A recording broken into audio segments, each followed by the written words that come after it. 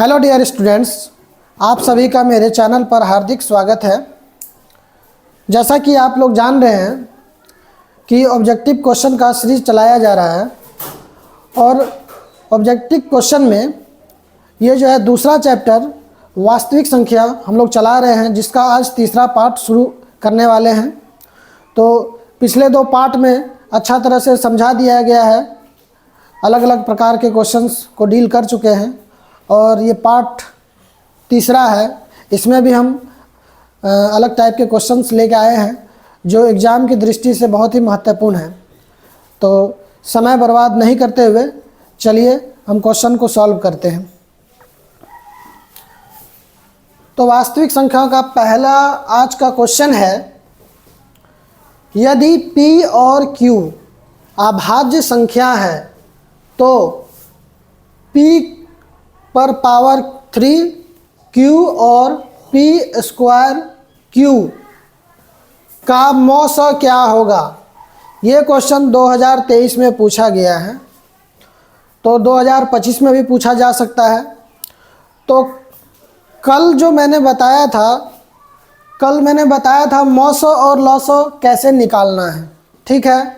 तो मैंने दोनों मेथड बताया था, शॉर्टकट मेथड और क्या कहते हैं डिस्क्राइब करके भी बताया था आप लोगों को कि अच्छा से समझ में आए। तो शॉर्टकट मेथड जो है उसके अनुसार और डिस्क्राइब मेथड के अनुसार, अब शॉर्टकट मेथड यदि आपको याद हो तो इसका आंसर आप चुटकियों में तुरंत बना सकते हैं।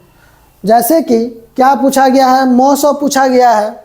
तो मौसम में हमने बताया था कि मौसम में जो है दोनों के बीच कॉमन डिफरेंस जो हो छोटा वाला उसको लेना है। दोनों के बीच जो छोटा वाला कॉमन डिफरेंस है उसको लेना है। तो इसमें P Q और P स्क्वायर, तो इसमें छोटा कौन सा है, P स्क्वायर है। क्या है, P स्क्वायर है। तो हम P स्क्वायर ले लेंगे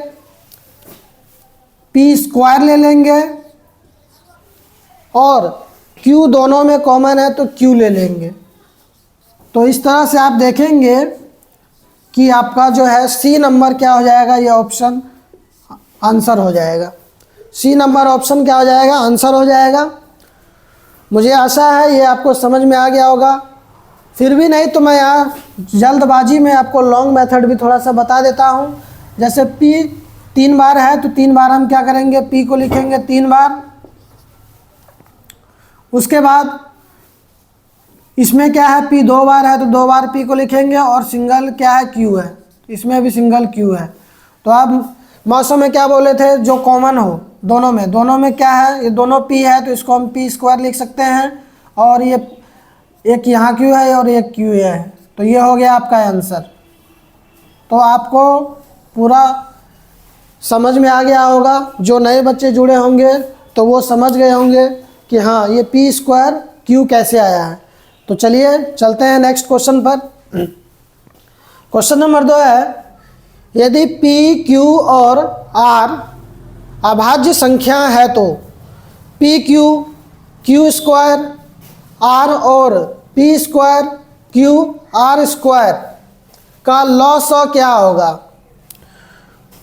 तो पिछले वीडियो में बताया हुआ है कि लॉसो शॉर्टकट मेथड से कैसे निकाला जाए। तो इसमें हम क्या करेंगे, इन दोनों के बीच में जिसका हाईएस्ट पावर होगा उसको लेंगे और जो दोनों में कॉमन नहीं भी होगा हम उसको भी लेंगे, ठीक है। तो चलते हैं सॉल्व करते हैं। जैसे यहाँ P Q है और यहाँ P स्क्वायर है, तो एलसीएम निकालने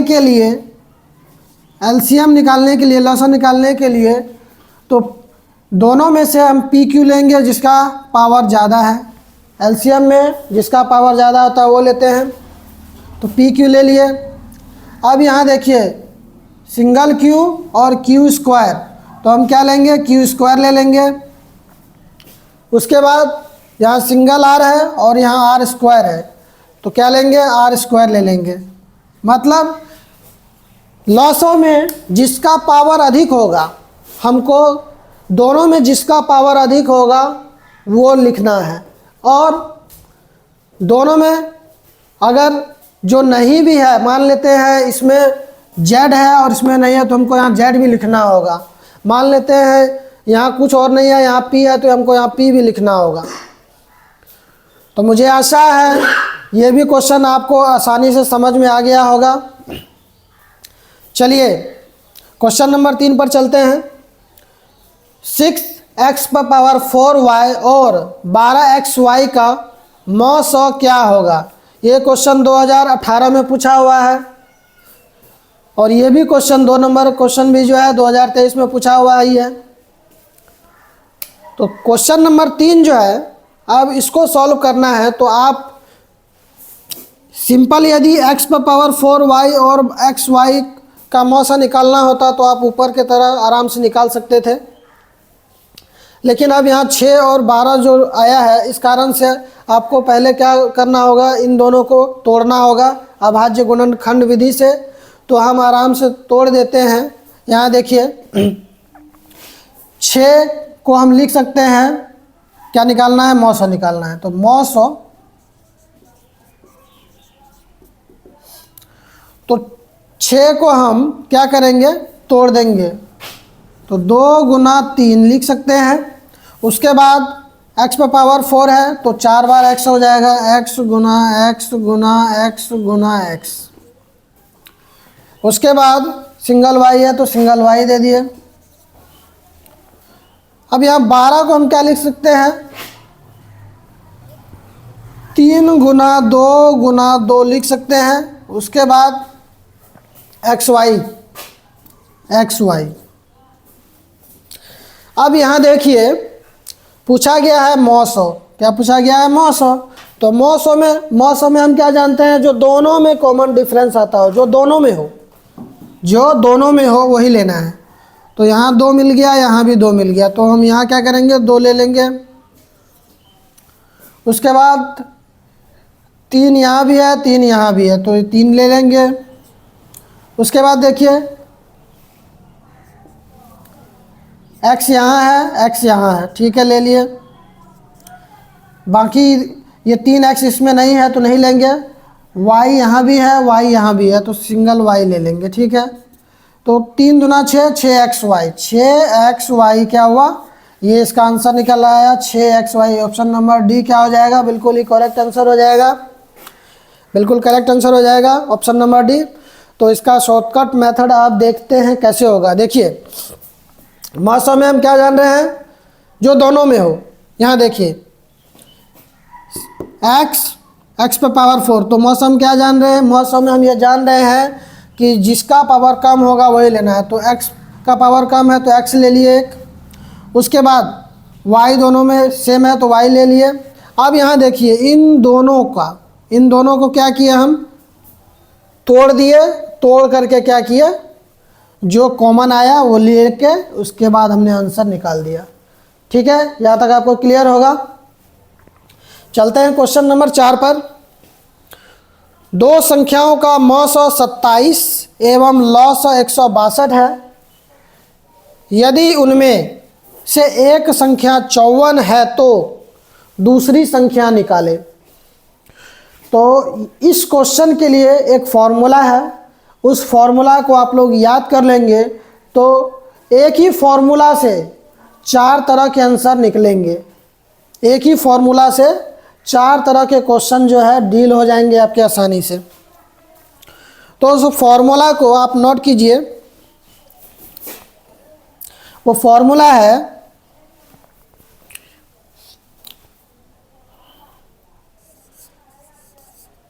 पहली संख्या गुना दूसरी संख्या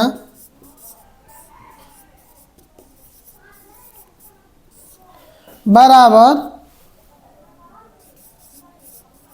लॉस गुना मॉस। लॉस एलसीएम गुना मॉस एचसीएफ। ठीक है, यहाँ तक आपको क्लियर समझ में आया होगा। ये इस फॉर्मूला से आप देखिए कितना क्वेश्चन होगा। यहाँ देखिए क्या पूछा गया है, दूसरी संख्या निकालें। तो दूसरी संख्या हमें निकालना है, तो पहली संख्या का मान दिया हुआ है और एलसीएम और एचसीएफ दोनों दिया हुआ है, ठीक है। तो इसी तरह पूछ लेगा पहली संख्या निकाले, तो वहाँ आपको क्या दिया होगा, दूसरी संख्या का मान दिया होगा और लॉसो और मौसो का मान दिया होगा। फिर आपसे पूछा जा सकता है लॉसो निकाले, वहाँ क्या दिया होगा आपको, मौसो दिया होगा, दूसरी संख्या दिया होगा, पहली संख्या दिया होगा। फिर यदि आपको पूछ ले मौसो निकाले, तो यहाँ आपको इन तीनों का मान दिया रहेगा, तो एक का मान निकालना है। तो कुल हम ये समझ सकते हैं कि इस टाइप के क्वेश्चन में हमें 3 का मान दिया रहेगा, 3 का मान दिया रहेगा, एक चौथे का मान नहीं दिया होगा, और उस चौथे को आराम से हम क्या करते हैं, निकाल सकते हैं इस फॉर्मूला की मदद से। तो यहाँ जैसे हमें अब निकालना है, दूसरी संख्या निकालना है, तो पहली संख्या क्या है, तो पहली संख्या क्या है, पहली संख्या आपका क्या है, 54 है, 54 लिख दिए, गुना दूसरी संख्या निकालना है, तो दूसरी संख्या वैसे का वैसे रह गया, बराबर लौसो का मान 162 और मौसो का मान 27। ये इधर गुना में है, उस साइड चल जाएगा तो भागा में हो जाएगा सीधा। तो यहाँ मैं इसको सीधा उस साइड भागा में लेके, एक मिनट, आपको समझ में नहीं आएगा हो सकता है। तो आप दूसरी संख्या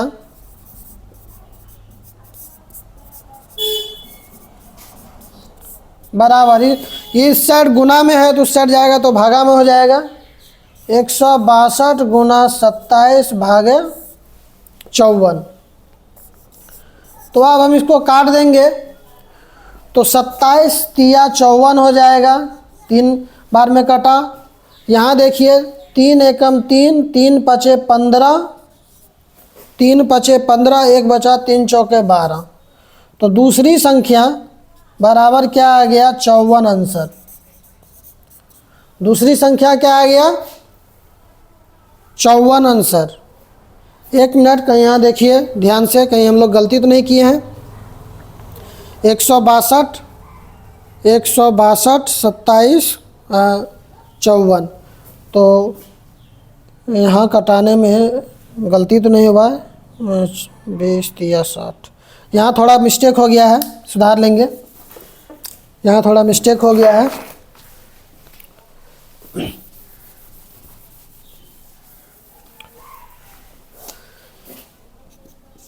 162 गुना 27 बटे 54, 9 तिया 27, 9 छके 54, 3 एकम 3, 3 दूने 6। तो 27 दूना 54 हो रहा था, तो 2 एकम 2, 2 आठे 16, 8 2 एकम 2, तो आंसर क्या आ जाएगा, 81 आंसर इसका आ जाएगा। तो आप लोग देख सकते हैं, थोड़ा सा सावधानी हटने पर आंसर का स्वरूप ही बदल जाता है। तो इसलिए गणित एक ऐसा सब्जेक्ट है जहां आपको बहुत ही ध्यान केंद्रित करके सभी सवालों को सॉल्व करना होता है। चलते हैं नेक्स्ट क्वेश्चन पर। तो मुझे आशा है कि ये जो फॉर्मूला है आप लोग याद रखेंगे, क्योंकि इस फॉर्मूला के मदद से आगे के क्वेश्चन भी हम लोग सॉल्व करेंगे। चलते हैं नेक्स्ट क्वेश्चन पर। क्वेश्चन नंबर 5, दो संख्याओं का गुणनफल 2166 है एवं उनका मौ 119 है, तो लॉ 100 निकाले। तो लॉ 100 उसका निकालना है, यहाँ आंसर क्या है, डी नंबर ऑप्शन हो जाएगा। तो इसका लॉ 100 निकालना है। तो दो संख्याओं का गुणनफल 2166 है एवं उनका मौ 119 है, तो लॉ 100 निकाले। तो सेम यही क्वेश्चन है। अब यहाँ देखिए, पहली संख्या गुना दूसरी संख्या बराबर एलसीएम गुना एचसीएफ। तो दो संख्याओं का गुणनफल, तो ये दोनों संख्याओं तो गुणनफल में है ही है, तो इसका वैल्यू क्या है, 2166 बराबर एवं उनका मॉस 19 है, तो लॉस निकालना है, लॉस एलसीएम निकालना है। तो HCF क्या है, ये 19 है। अब 2166 बटे में 19 हो जाएगा, ये एलसीएम या लॉस लिख सकते हैं इसको। तो ये कट जाएगा 19 से जो है 114 बार में कट जाएगा, ये हो जाएगा आपका आंसर। तो ऑप्शन नंबर बी जो है इसका करेक्ट आंसर होगा। तो आप देख रहे हैं कि यहाँ क्वेश्चन को थोड़ा सा घुमाया गया था, डायरेक्ट क्या बोल दिया, दो संख्याओं का गुणनफल। तो आगे का क्वेश्चन में दे सकता है दो संख्या हमको अलग अलग दे दिया जाएगा, ठीक है, और उसके बाद या एक संख्या दे दिया जाएगा और दूसरी संख्या निकालने के लिए बोल दिया जाएगा और एलसीएम और एचसीएफ का गुणनफल दे दिया जाएगा। तो उस टाइप के क्वेश्चन को भी बिल्कुल आसानी से हम लोग सॉल्व कर सकते हैं। बस ये फॉर्मूला याद रहेगा तो इस टाइप के सभी क्वेश्चन बन जाएंगे। तो मुझे आशा है ये क्वेश्चन आसानी से आपको समझ में आ गया होगा। क्वेश्चन नंबर 6 पर चलते हैं। इस क्वेश्चन को देख करके घबराना नहीं है, बिल्कुल ही घबराना नहीं है। इस क्वेश्चन को बहुत ही आसानी से सॉल्व किया जा सकता है। देखिए, वृत्ताकार पथ पर 3 धावक एक स्थान से दौड़ना प्रारंभ करते हैं तो एक चक्कर लगाने में क्रमशः 3 घंटे, 4 घंटे एवं 8 घंटे का समय लगता है। तीनों को प्रस्थान बिंदु पर पुनः मिलने में समय क्या लगेगा कि या क्या लगा होगा। तो इस टाइप का क्वेश्चन बहुत ही आसानी से बन जाएगा। हमको करना कुछ नहीं है, इस टाइप के क्वेश्चन का सिर्फ एलसीएम ले लेना है, आंसर आ जाएगा। तो एलसीएम हम लोग लेते हैं 3, 4 और 8 का एलसीएम ले लेते हैं। तो पहले क्या जाएगा, ये 2 बार में लग जाएगा, 2 दूना 4, 2 चौके 8। उसके बाद फिर ये 2 बार में लगेगा, 2 एकम 2, 2 दूना 4।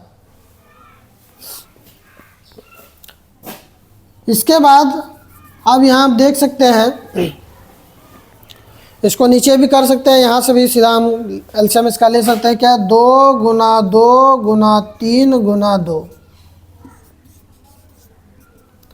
तो 3 दूना 6, 6 दूना 12 दूना 24। 24 क्या हो जाएगा, इसका आंसर हो जाएगा। ऑप्शन नंबर डी इसका करेक्ट होगा। तो समझिए यहाँ पे, यहाँ आपको धावक दिया है, या ऐसे भी हो सकता है 3 घंटियाँ बज रही हैं या 5 घंटियाँ बज रही है, तो यहाँ 5 क्या कहते हैं, पाँचों का हम क्या निकालेंगे, एलसीएम निकाल लेंगे। तो इसी तरह अलग अलग टाइप के क्वेश्चन बनाए जाएंगे इस तरह के क्वेश्चन से, और उन सभी क्वेश्चंस का एक ही तरह से आंसर निकालना है। आपको सिर्फ एलसीएम निकाल देना है और उसका आंसर आ जाएगा। ठीक है, आपको बिल्कुल ही आसानी से ये क्वेश्चन समझ में आ गया होगा। क्वेश्चन नंबर 7 पे चलते हैं।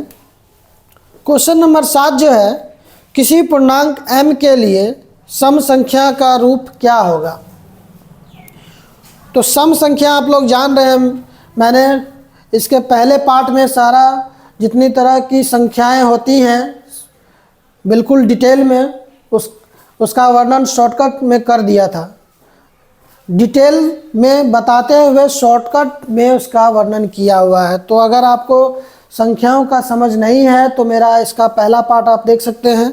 चलते हैं इस क्वेश्चन पे, इसका सॉल्यूशन जो निकालेंगे हम। देखिए, तो सम संख्या बोला गया है, तो 1 2 3 4 5 6 ये मैंने संख्या लिख दी है। तो इसमें आपको पता है कि सम संख्या कौन सी होती हैं, जो 2 से विभाजित होती हैं। तो ये 2 4 6 ये क्या हो जाएंगी, सम संख्या हो जाएंगी।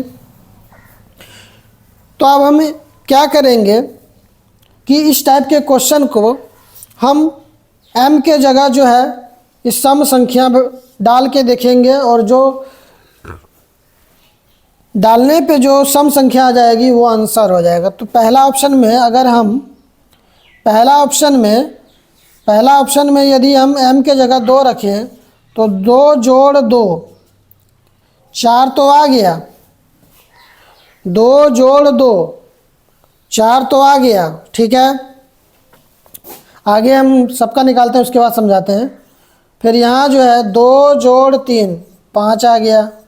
फिर यहाँ 2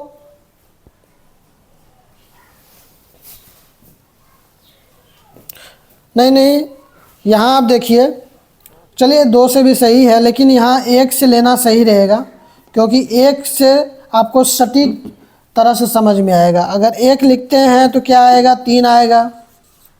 m का वैल्यू 1 लिखते हैं तो यहाँ क्या आएगा, 4 आएगा। ठीक है, उसके बाद यहाँ m का वैल्यू 1 लिखते हैं तो 3 आएगा, और यहाँ 1 का वैल्यू m का वैल्यू 1 लेते हैं तो 2 आएगा।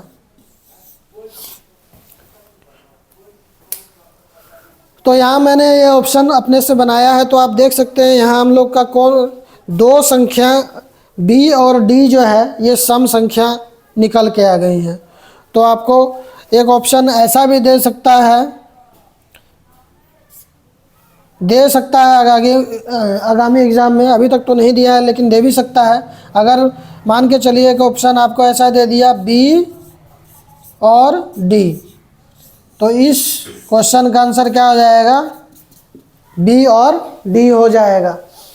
तो मुझे आशा है कि ये जितने भी टाइप के अभी क्वेश्चन बताए गए हैं आपको बिल्कुल ही आसानी से समझ में आया होगा। तो और मैं इसका जो है पार्ट 3 कंप्लीट हो गया है, इसके और कुछ क्वेश्चंस बचे हुए हैं अभी। तो एक मिनट,